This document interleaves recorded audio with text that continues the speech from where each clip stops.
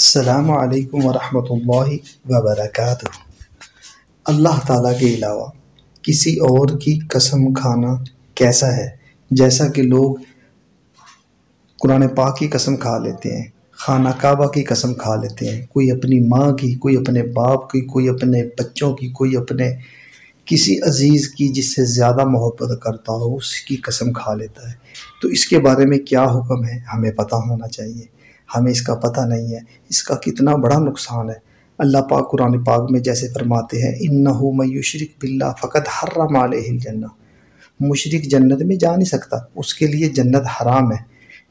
और क्या फरमाया कि इन्नहु मन युशरिक बिल्लाह फ़क़द हर्रम, हराम कर दी कि जन्नत उसके ऊपर।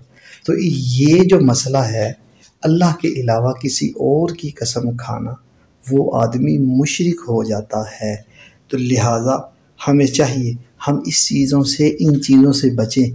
हमें इनका पता होना चाहिए कि ये नुकसानदेह है, और यहाँ तक कि उलमा फरमाते हैं ये कुफ़र है, इस्लाम से खारिज हो जाता है, दोबारा कलमा पड़ता है।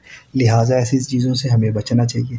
अल्लाह पाक मुझे पहले अमल करने की, फिर आप सबको, हम सबको अमल करने की तौफ़ीक अता फ़रमाए, और दूसरों तक ये पैगाम पहुँचाने की तौफ़ीक अता फ़रमाए। अस्सलामु अलैकुम व रहमतुल्लाहि व बरकातुहू।